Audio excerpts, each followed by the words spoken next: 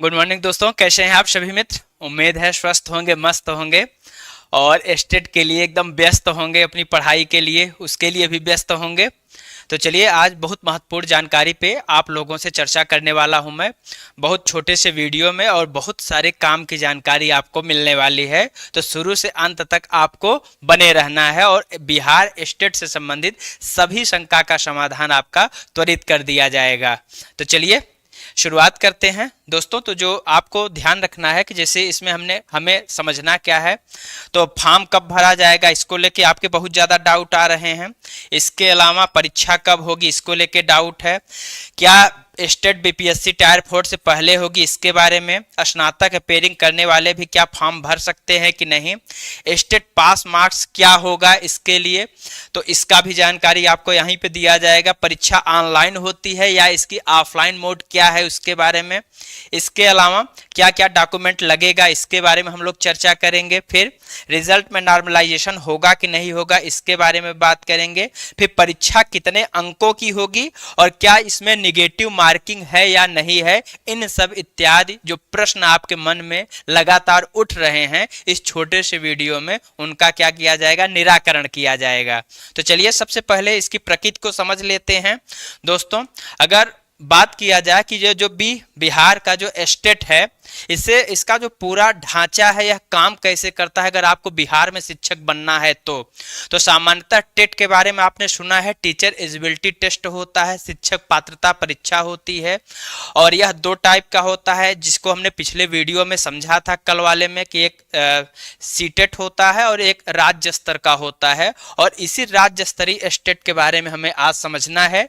अगर बात हम बिहार के संदर्भ में करें तो बिहार में अगर आपको टीचर बनना है तो उनके दो एग्जाम है इंटर कॉलेज तक पढ़ाने के लिए। एक कक्षा 1 से लेके 8 तक के लिए जो है उसको हम कहते हैं बिहार टेट। अगर आपको प्राइमरी का टीचर बनना है, कक्षा 6 से 8 तक का टीचर बनना है, तो आपको बिहार का टेट क्वालिफाई करना पड़ेगा। अगर आप कक्षा 9, 10 और 11, 12 का टीचर बनना चाहते हैं, जिसकी इस समय सबसे ज्यादा चर्चा है, तो आपको सेकेंडरी टीचर एलिजिबिलिटी टेस्ट इसको क्या करना पड़ेगा, निकालना पड़ेगा। और इसी के बारे में जो जितने भी समस्या का समाधान है, मुझे इन्हीं के बारे में आपका करना है।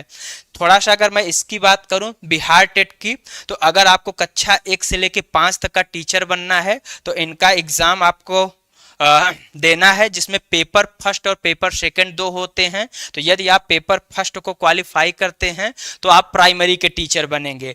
इसका फॉर्म कौन भर सकता है, योग्यता क्या है, तो इसकी योग्यता है आपके पास डीएलएड होना चाहिए और आप क्या हो, इंटर पास के बाद अगर आप डीएलएड करते हैं तो आप प्राइमरी के टीचर बनेंगे। क्या यहाँ प्राइमरी के टीचर बीएड वाले बन सकते हैं, तो नहीं बन सकते हैं। अब बात करें कक्षा 6 से 8 का, अगर आपको टीचर बनना है तो आपके पास बीएड की डिग्री होनी चाहिए, प्लस आप क्या हो, ग्रेजुएशन है, ग्रेजुएट हैं, तो आप क्या कर सकते हैं, आप कक्षा 6 से 8 का टीचर बन सकते हैं। और इसके लिए इनका जो है पेपर सेकंड आपको क्वालिफाई करना पड़ेगा। ये बात बीटेट की हो गई, ठीक है।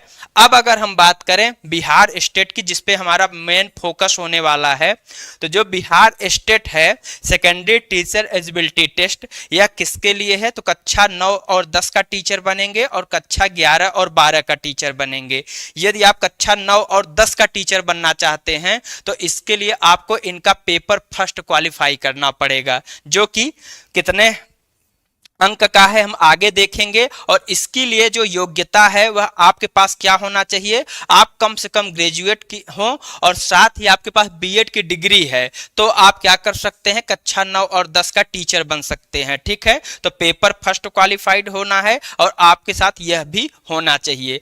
यही बात अगर आपको प्रवक्ता बनना है, वहां पे पीजीटी निकालना है, तो आपके पास पीजी की डिग्री होना चाहिए जिस सब्जेक्ट से आप देना चाहते हैं, प्लस बीएड होना चाहिए। और जो सबसे महत्वपूर्ण है वह है कि आपको इनका पेपर सेकंड क्या करना पड़ेगा, क्वालिफाई करना पड़ेगा। अब प्रश्न है हम लोगों का, जो मूल प्रश्न है कि बिहार स्टेट कब आएगा, इसका परीक्षा फॉर्म कब आएगा, पेपर कब होगा। तो अगर इसके बारे में बात किया जाए तो सच ये है इन दोनों प्रश्नों को एक ही उत्तर है कि अभी सरकार की तरफ से कोई ऑफिशियली नोटिफिकेशन जारी नहीं किया गया है। तो इसलिए आपको धैर्य बना के रखना है, इसके लिए पैनिक नहीं करना है। हर जगह आपका एक ही कमेंट देखने को मिलता है कि कब आएगा, तो ऑफिशियली अभी कोई अनाउंस नहीं किया गया है। तो ऑफिशियली अनाउंस ना होने की वजह से आपको ज़्यादा परेशान नहीं होना है। आएगा यह निश्चित है, जल्द आएगा यह भी निश्चित है। तो इसके लिए बस ये करना है, तब तक आपको अपनी तैयारी में सुधार करना है। ठीक है, अब बात करें कि क्या स्टेट जो है टायर 4.0 से पहले होगा, तो यहां आपको ध्यान रखना है बिल्कुल होगा। ठीक है, जो स्टेट है यह जो होगा वह बिहार का जो बीपीएससी टायर 4 है 4.0 है उसके पहले ही होगा। और ऐसा आपने कई सारी पेपर के कटिंग भी देखे हैं और सूचनाएं भी आपको मिली हैं।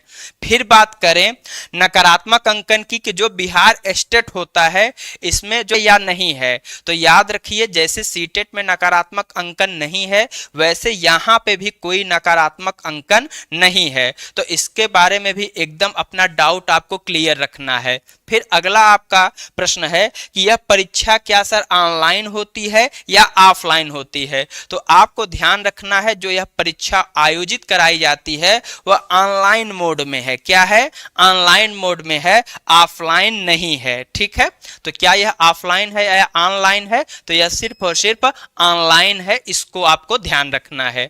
बात करें और इससे ही महत्वपूर्ण चीजों की, तो जैसे इसका पैटर्न, जो परीक्षा का पैटर्न है वह कैसे है, उसमें आपको क्या तैयारी रखनी है, तो अगर हम उसके बारे में बात करें तो जो यह प्रश्न पत्र होता है वह 150 अंकों का होता है। जो बिहार स्टेट होगा वह कितने अंकों का होगा? 150 क्वेश्चन, 150 अंकों का, नो निगेटिव मार्किंग। लेकिन इसको दो भागों में डिवाइड किया गया है, एक है 100 अंक एक तरफ है और एक 50 अंक एक तरफ है। जो ये 100 अंक है यह किसका है? तो आप जिस सब्जेक्ट से, जो जिस चीज का आप टीचर बनना चाहते हैं उसके लिए आपको यह 100 नंबर के प्रश्न पूछे जाएंगे। और अगर जो 50 है यह सामान्यतः सब के लिए कॉमन है। इस 50 में क्या होगा? तो आपका जीके जीएस आएगा। तो मतलब जीके जीएस यहाँ पे भी शामिल कर दिया गया है, जिसमें जीएस होगा, करंट अफेयर होगा, रीजनिंग होगा, मैथ होगा। तो 50 नंबर को आपको अलग रणनीति बनानी पड़ेगी और 100 नंबर का जो सब्जेक्ट है उसको आपको अलग रणनीति बनानी पड़ेगी तैयारी के लिए। फिर कुछ और बातें जो इससे संबंधित हैं कि अगर आप इस प्रश्न पत्र को क्वालिफाई करना चाहते हैं तो कम से कम कितने मार्क्स आपके आने चाहिए 150 नंबर में। तो कहा जा रहा है जो पिछला बार का ट्रेंड रहा है, जो इन्होंने निर्धारित किए हैं मानक, अगर उसकी बात किया जाए तो जो महिला हैं उसके लिए आपके पास क्या होना चाहिए? अगर आप 40%, 150 का 40% अंक लाते हैं तो कोई भी किसी भी कैटेगरी की महिला है उसको स्टेट में क्वालिफाइड माना जाएगा। लेकिन यदि आप जनरल कैटेगरी से हैं तो आपके पास कितना अंक आना चाहिए? तो मतलब आपको 150 में 75 क्वेश्चन कम से कम सही करने पड़ेंगे, अर्थात 50% वाले जो हैं वह सामान्य वर्ग से हैं अगर आप, तो आपको 50% अंक लाना पड़ेगा। यदि आप ओबीसी हैं, पिछड़ा वर्ग हैं, तो 45.5% अंक आपको लाना पड़ेगा, 45.5। अगर आप अत्यंत पिछड़ा वर्ग से हैं तो 42.5% अंक लाना पड़ेगा।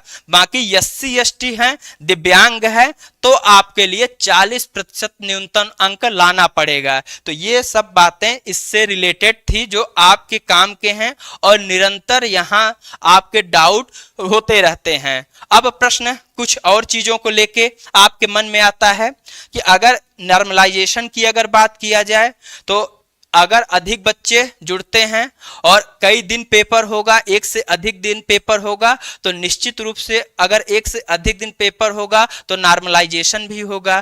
ठीक है, तो नॉर्मलाइजेशन होगा तो हाँ, एक से अधिक दिन पेपर होता है, ऑनलाइन मोड में होता है, इसलिए यहां पर भी नॉर्मलाइजेशन लागू होगा। ठीक है, तो इस बात को भी आपको ध्यान रखना है। मुझे उम्मीद है कि लगभग सभी डाउट आपके इस छोटे से वीडियो में कवर हो गए हैं। ठीक है, इस छोटे से वीडियो में कवर हो गए हैं।